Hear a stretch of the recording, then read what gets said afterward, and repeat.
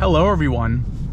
So if you're thinking of buying an M240i or a 230i, there are a few considerations you have to make. So in this video, that's what I'm going to talk about. And so I've had this 230i with a manual transmission for almost 5 years now. It's a 2018 model, and I've driven an M240i several times, also with a manual transmission. So I'm going to talk about some differences that are a little bit more obvious, but I'm also going to talk about some differences that are not so obvious, but they actually make a huge difference. The M240i is going to be much more powerful than the 230i. It's really going to have that strong punch, you know, when you accelerate. I have to say the 230i is not as slow as you might think. So the M240i has about 335 horsepower or 340, somewhere around there. And the 230i has 248 horsepower. So you're gonna have plenty of power with the 230i, but with the M240i, you're really gonna have that strong, punchy acceleration. In the case of both cars, you know, you will get used to the power, right? Even if you have the slower of the two cars, you will get used to it regardless. Even the 230i is gonna feel relatively fast. If you go on a trip somewhere and you don't drive your car for a few days, or you drive a different car for a few days and you come back to it, the M240i is just gonna shock you once again. With the power, whereas the 230i, it's gonna be fast, but it's not gonna be so shockingly fast. And you know, I'm not a big YouTuber. I haven't driven supercars or extremely powerful sports cars, so to me, it feels very fast. And I think to most people it's gonna feel fast, and the M240i,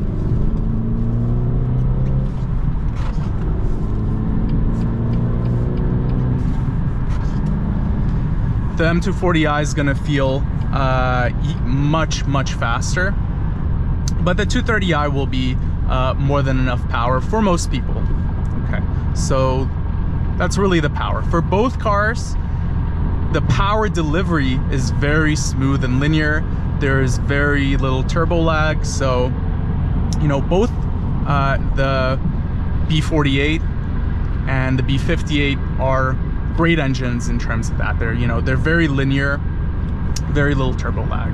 The second important difference is the handling. So this one is also fairly obvious. The handling on the M240i is definitely going to be a little bit more sporty. So what do I mean by that? Well, the suspension is going to be harder on the M240i. It's going to be a little bit harder, a little bit more dialed in. Whereas the 230i is by no means a soft car. It still has a fairly stiff and sporty suspension, but the M240i just, you have the adjustable dampers, although that is an option on this car as well. And they're just phenomenal. Some might argue the 230i is a little bit lighter. For me personally, that doesn't really make a difference. You feel the car is a little bit lighter, but it's not enough to make a huge difference. I think the tuning on the M240i suspension is actually going to more than compensate for that, 150 extra pounds of weight or so. So the other difference you will notice with the M240i is that the steering is heavier. It's also a little bit faster. These things will work together to make the M240i feel sportier. However, both cars have very precise steering. The 230i is lighter than the M240i, but it's not too bad. If you have the manual transmissions, the other thing to consider is that the 230i is going to have a much lighter clutch pedal, so that, again, heavier clutch pedal, that makes it a little bit more engaging to drive manual. Okay, so the third big difference. This is where the M240i has, this really big difference. that isn't written anywhere. No spec sheets that cover this. It's kind of a difference that you gotta test drive both cars to feel, and it makes a very big difference. This difference has to do with how the engine feels, and that's two things. One, rev hang, and two, how freely the motor revs.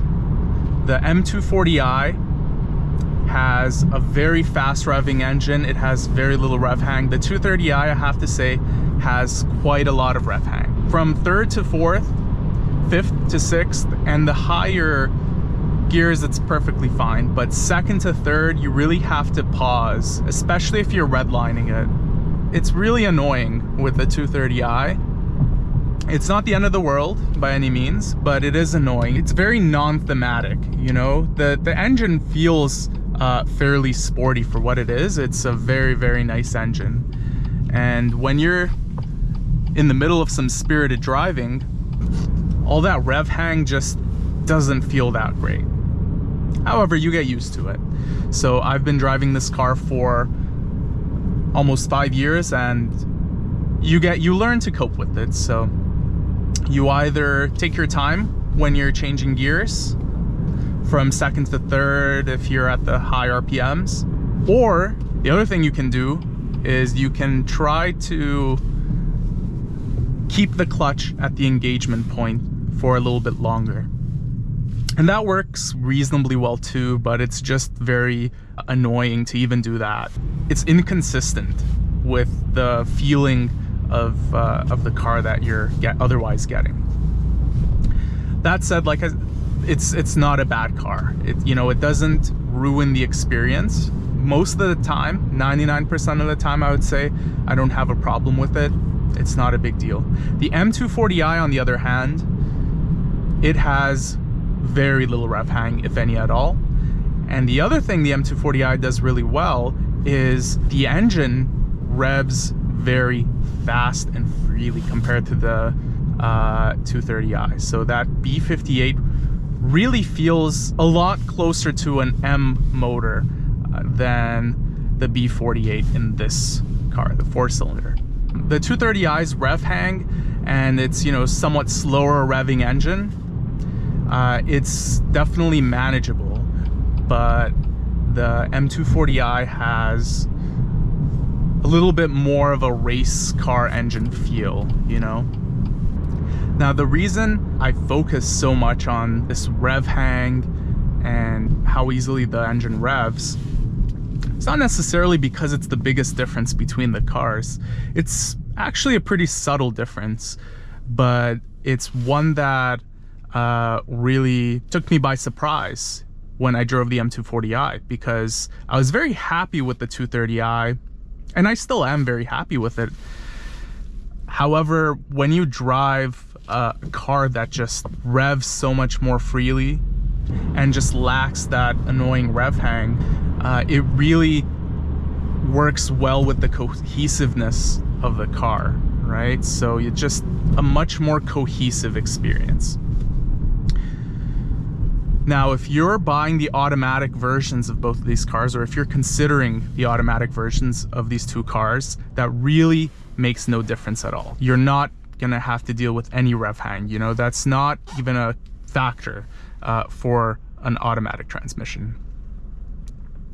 The one thing that I haven't mentioned so far, and the last thing I want to mention, because it's also very important for the experience, is just the sound of the B58. So the 6-cylinder in the M240i sounds legendary. It sounds very, very good. It's so smooth, it's so refined, and BMW's been making these inline 6 engines for so long, and they really know how to tune an exhaust very well. That said, the 230i actually sounds really good on the inside for a 4-cylinder engine. I can't say that it's a bad sounding engine. It really has sort of that BMW sound. It sounds pretty good on the outside too, but on the inside especially, I really do like how this engine sounds. Obviously, this is very subjective, so you have to listen to both engines, but I think it's pretty undebatable that the inline-6 in the M240i sounds so much smoother. And I have to say, it sounds a lot louder too on the inside. That's another big difference I noticed. Not only does it sound really, really nice, it is significantly louder on the inside. This engine is actually somewhat quiet inside. Even in sport mode, where they pump in all this audio, it doesn't actually sound all that loud. So that engine sound really makes the M240i more engaging to drive. The 230i is going to be a little bit more relaxed, but yeah, this is still a great car.